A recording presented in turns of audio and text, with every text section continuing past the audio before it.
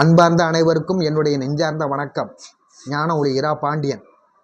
சத்தம், இரைச்சல், கூச்சல், கூட்டம் இது போன்ற இடங்களிலெல்லாம் நாம் கவனமாகவும் ஜாக்கிரதையாகவும் இருந்து கொள்ளுதல் வேண்டும்.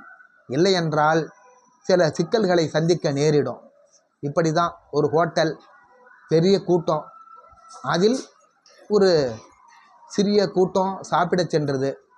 கையில் கொஞ்சம் காசை வைத்து கொண்டு அது சாப்பிட சென்றது. கூட்டம் அதிகமாக இருக்குது, சாப்பிட்டு முடிச்ச பிறகு எப்படியாவது தப்பித்து கொள்ளலாம் என்ற தைரியம்தான் அவர்களுக்கு. சாப்பிட்டு முடித்தார்கள்.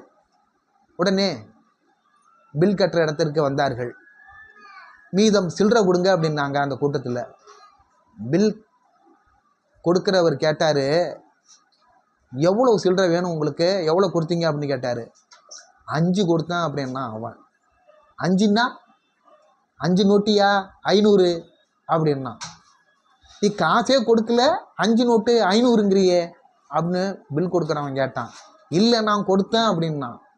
இன்றைக்கி சாப்பிட்டது எவ்வளவு அப்படின்னு பில் கொடுக்குறவன் கேட்டான். 200க்கு சாப்பிட்டேன் அப்படின்னா. 200க்கு 2 நோட்டில் நான் கொடுக்கணும், நீ எப்படி 5 நோட்டுன்னு சொல்கிற அப்படின்னு அதட்டுனா பில் போடுறவன். உடனே பில் கட்டுறவன் சொன்னான், என்கிட்ட சில்லறை இல்லையா, அதனாலயா 500 ரூபா கொடுத்தேன், அதனால தான் 500ங்கிறது 5 நோட்டுன்னு சொன்னேன் அப்படின்னு எப்படியோ சமாளித்தான். அதுக்கு பக்கத்தில் ஒருத்தவன் தில்லுமுள்ளுக்காரன்னுக்கிட்டு இருந்தான். அவன் சொன்னான், யோ நீங்கள் போடுற சண்டையில் நான் கொடுத்த 2000 மறந்துடாத, 500 போக பாக்கி 1500 கொடு அப்படின்னு அதட்டி கேட்டான். இது எப்படி இருக்குது பாருங்க.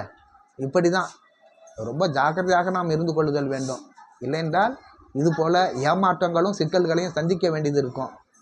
உங்களுக்கு இது பிடித்திருந்தால் சப்ஸ்கிரைப் பண்ணுங்கள், லைக் பண்ணுங்கள், ஷேர் பண்ணுங்கள். நன்றி.